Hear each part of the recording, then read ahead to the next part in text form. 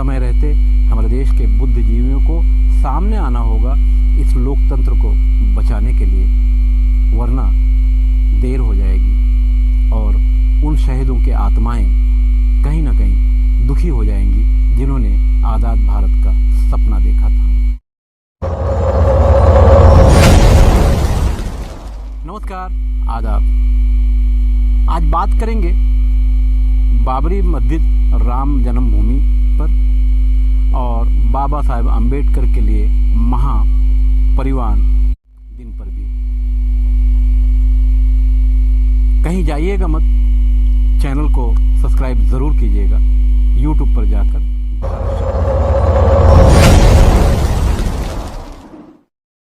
आइए पहले बात कर लेते हैं थोड़ा सा दूर भारत की आज़ादी का वो दौर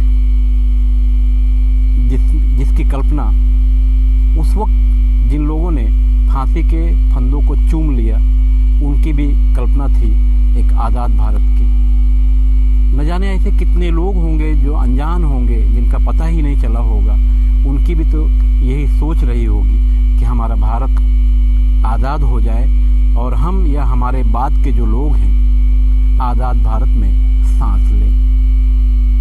वो दिन तो आया। थोड़ा सा और पीछे चलेंगे तो आज का जो हमारा भारत है शायद पहले इस तरह का नहीं रहा होगा। तभी तो बाहर से राजे महाराजों ने आकर भारत में कब्जा करके सत्ता की, उस चकाचौंध को भी दुनिया को दिखाया। कुछ तो रहा होगा भारत में। उसके बाद फिर अंग्रेज आए। अंग्रेज़ों ने भी इस देश को बहुत कुछ दिया और अंग्रेज़ों से पहले जो लोग भी, चाहे मुगल कहें या उससे पहले के जो शासक थे, उन्हें कुछ न कुछ सब ने भारत को दिया। मगर हमारे जो नेता हैं भारत की आज़ादी के बाद उन्होंने इस देश को क्या दिया यह आप सभी लोगों को अच्छी तरह पता है। हिंदू मुस्लिम दिया और कुछ नहीं दिया। बहरहाल भारत की आज़ादी की कल्पना कर रहे उन लोगों की बात तो थोड़ी सी हो गई, मगर हमारे बड़े बूढ़ों ने कहा है कि कभी किसी इमारत, कभी कोई पुल या इस तरह का कोई बड़ा निर्माण जब होता है तो उस पर बलि की भी ज़रूरत पड़ती है, ऐसा पुरानी कहावतों में आता है। बहरहाल भारत की आज़ादी के लिए न जाने कितने लोग शहीद हो गए, जेलों में गए, जेलों में उनका देहांत हुआ, न जाने क्या क्या उनके साथ हुआ। अंग्रेज़ों ने कुछ लोगों को तोप के दहाने पर रख कर उड़ा दिया, गर्दन मार दी। जलियांवाला बाग पूरी दुनिया ने अपनी खुली आंखों से देखा। बहुत कुछ होने और करने के बाद तब भारत आज़ाद हुआ। ये काम इतना आसान नहीं था। बहरहाल आज का जो हमारा भारत है, यानी भारत की आज़ादी के बाद से दिन ब दिन हम पीछे होते जा रहे हैं। अगर इसी भारत की एक एडवांस वीडियो उन लोगों को दिखा दी जाती जो भारत की आज़ादी के लिए अपने प्राण दे दिए थे या देने के लिए तैयार थे, तो शायद भारत आज़ाद नहीं होता। शहीद भगत सिंह, अशफाकुल्ला खान जैसे लोग, हंसते हंसते फांसियों को, फंदों को चूमने वाले लोग, चंद्रशेखर आज़ाद जैसे लोग, सुभाष चंद्र बोस जैसे लोग, महात्मा गांधी जैसे लोग, इन लोगों की सोच तो रही होगी कि हम और हमारे बाद का भारत, जब एक बच्चा भारत में जन्म ले तो आज़ाद भारत में जन्म ले। आज़ाद भारत में लोग जन्म तो ले रहे हैं, मगर हिंदू, मुस्लिम, सिख, ईसाई, बौद्ध बनकर, भारतीय बनकर नहीं, हिंदुस्तानी बनकर नहीं, इंडियन बनकर नहीं। अगर ऐसा होता तो आज हमारे देश की यह हाल ना होती। बहरहाल बात करते हैं बाबरी मस्जिद पर। बाबरी मस्जिद राम जन्मभूमि का विवाद हमारे देश की सर्वोच्च न्यायालय, जिसे सुप्रीम कोर्ट कहा जाता है, वहां से फैसला हो चुका है। बाबरी मस्जिद की जगह राम जन्मभूमि के लिए दे दी गई है और बाबरी मस्जिद को बनाने के लिए उत्तर प्रदेश के फैजाबाद के अयोध्या नगरी में दूसरे ठिकाने पर बाबरी मस्जिद की जगह भी दी गई है। बहरहाल बाबरी मस्जिद को शहीद होकर ये 29वां साल है। 29 साल से हिंदुस्तानी मुसलमान आज के दिन यानी 6 दिसंबर को अपनी मस्जिदों के बाहर अजान देते हैं। ये 29वां साल है। ये साल कब तक चलेगा, कहाँ तक चलेगा ये तो पता नहीं, मगर हिंदुस्तानी मुसलमान इस उम्मीद को लेकर कि एक दिन बाबरी मस्जिद हमें मिल जाएगी अजान देते हैं, जबकि हिंदुस्तानी मुसलमान खुद एक प्लेटफॉर्म पर नहीं है। इनकी अलग अलग दुकानें सुन्नी, वहाबी, अहले हदीस, शिया, अदर बहुत सारे ग्रुप में खुद ही बटे हुए हैं और ये इंसाफ मांग रहे हैं। शब्द थोड़े से कड़वे ज़रूर हैं, मगर सच्चाई भी तो यही है। हिंदुस्तानी मुसलमान बहुत खुश होते हैं आज़ाद भारत के बाद से भी और कुछ पहले से भी। पहले की बात अब इसलिए ना करें क्योंकि वो दौर ख़त्म हो गया और हम आज़ाद भारत में हैं। बहुत खुश होते हैं कि ताजमहल हमारा है, लाल किला हमारा है, चार मीनार हमारा है, बाबरी मस्जिद हमारी है। इस तरह की न जाने कितनी ऐसी तवारीखी इमारतें जो उस दौर में चाहे अंग्रेज़ों ने दिया हो या मुग़लों ने दिया हो या दूसरे बादशाहों ने दिया हो, उसी को गिनाते घूमते हैं। मगर भारत की आज़ादी के बाद तुम्हारा क्या है? बहुत खुश हुए तो 1.5 ईंट की एक मस्जिद बना लिए जिसमें नमाजी का पता नहीं, बनाने वाले खुद ही अक्सर उसमें नहीं जाते। और खुश हो गए तो बगल में एक मदरसा बना लिया और फिर काम शुरू हो गया। यही काम रहा और यही भारत के आज़ादी के 74वें साल तक हिंदुस्तानी मुसलमानों का यही काम रहा। हम कहाँ पहुँच गए अच्छी तरह सबको पता है। ऐसा नहीं कि मुसलमान पहुँच गए, हम का मतलब होता है हिंदू और मुसलमान। कहाँ पहुँच गए?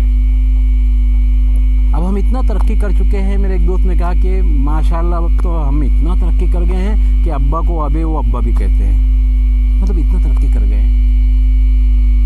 बहरहाल बात बाबरी मस्जिद की। बाबरी मस्जिद का विवाद सुप्रीम कोर्ट से ख़त्म हुआ। जिस जज ने ख़त्म किया उसे बड़े सम्मान के साथ भारत के उस महान लोकतंत्र जिसे लोग पार्लियामेंट के नाम से जानते हैं वहाँ ले जाकर बैठा दिया गया। चलिए ये भी ठीक है। मगर भारत की आज़ादी के बाद पाकिस्तान बना और जब लोग इधर से उधर होने लगे तो उस वक्त लोगों की जो जाने गई, बेगुनाह लोगों को मारा गया, चाहे पाकिस्तान में मारा गया चाहे हिंदुस्तान में मारा गया। इस तरफ से जाने वालों की हत्याएं हुई, उस तरफ से आने वालों की भी हत्याएं हुई। उसका जवाबदार कौन है? बहरहाल सत्ता आगे बढ़ी, हिंदुस्तान में इतने फसादात कराए गए, इसका जवाबदार कौन? अब लोग तो यही कहते हैं कि सत्ता कांग्रेस की थी इसलिए कांग्रेस ही जवाबदार है। तो फिर बाबरी मस्जिद का ताला जिसने खुलवाया था वो कौन था? पूरी दुनिया को पता है, राजीव गांधी थे। कौन थे ये? कांग्रेस के जिम्मेदार थे, प्रधानमंत्री भी थे। फिर भारतीय जनता पार्टी को हम गाली क्यों देते हैं? सब कुछ बीज पौधा थोड़ा सा बड़ा हुआ, ये तो सब लगाया कांग्रेस का ही था ना। भारतीय जनता पार्टी ने तो उस काम को आगे बढ़ाया। जो काम कांग्रेस करने वाली थी, अगर सत्ता में रह जाती तो वही होता। अब सत्ता में नहीं है, अपने पापों का प्रायश्चित करने के लिए किनारे बैठे हैं, तो वो काम भारतीय जनता पार्टी ने किया।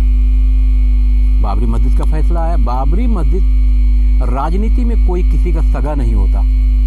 राजनीति में जिसने अपने करीब वाले को ठगा वो सबसे बड़ा नेता, जैसा कि लाल कृष्ण एडवाणी जी के साथ में हुआ। बाबरी मस्जिद का पूरा मामला तामझाम रथ निकालना ये लाल कृष्ण एडवाणी जी के हिस्से में था। उन्होंने इस मामले को गरमाया, भारतीय जनता पार्टी को जिंदा किया और उसका फायदा कौन ले गया? नरेंद्र अमित शाह, ऐसे लोगों ने उसका फायदा उठाया। तो राजनीति में कोई किसी का सगा नहीं होता।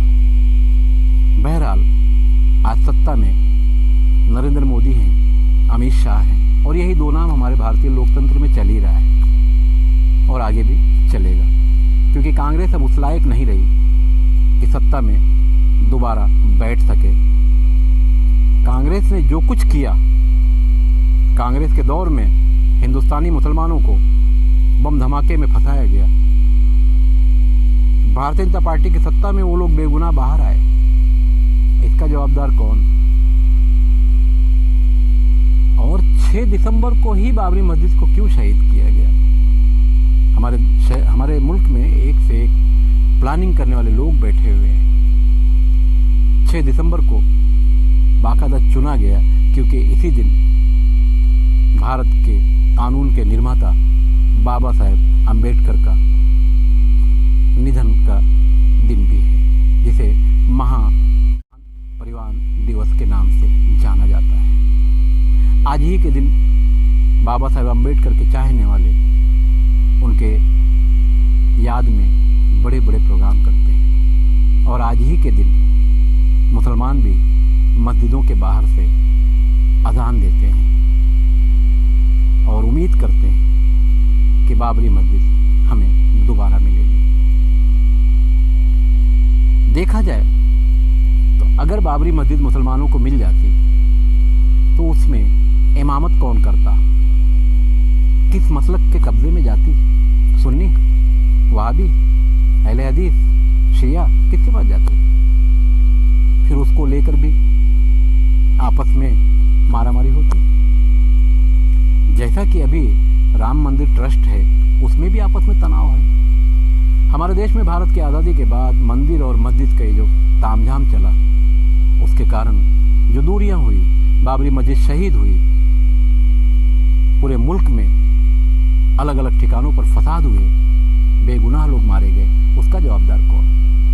कौन देगा इन हत्याओं का जवाब जो भारत की आज़ादी से लेकर अब तक हुई है? मॉब लिंचिंग के नाम पर लोग मारे गए, इसका जवाब कौन देगा? थोड़ा सा कुछ दिनों पहले की बात देखते हैं तो त्रिपुरा में जो कुछ हुआ, बांग्लादेश में जो हुआ वो गलत है, मगर जो हिंदुस्तान में हुआ तो क्या ये गलत नहीं था? इसका जवाब कौन देगा? सरकारों ने निर्माण के नाम पर तो कुछ किया ही नहीं है, बस जो कुछ बना हुआ है उसी का बोर्ड निकाला और उसके ऊपर एक नया नाम लगा दिया। तो क्या यही लोकतंत्र है? क्या इसी लोकतंत्र के लिए, देश को आज़ाद कराने के लिए इस देश के हिंदू, मुस्लिम, सिख, ईसाई सभी लोगों ने उस दौर में बलिदान दे दिया, अपने घरों को आग लगवा ली, अपना घर फूंक दिया, अपना परिवार फूंक दिया, सब कुछ छोड़कर मैदान में उतर गए? तो क्या इस भारत की कल्पना के लिए जो आज हमारे सामने है कोई भारतीय होने को तैयार नहीं? हिंदू मुस्लिम तो बहुत हो गए, सिख ईसाई बहुत हो गए,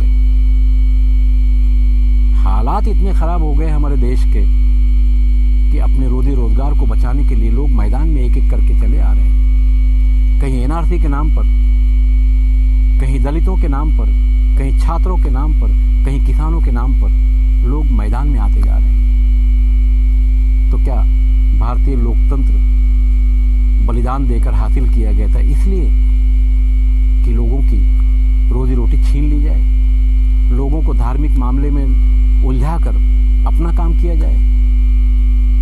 तो क्या यही भारतीय लोकतंत्र है?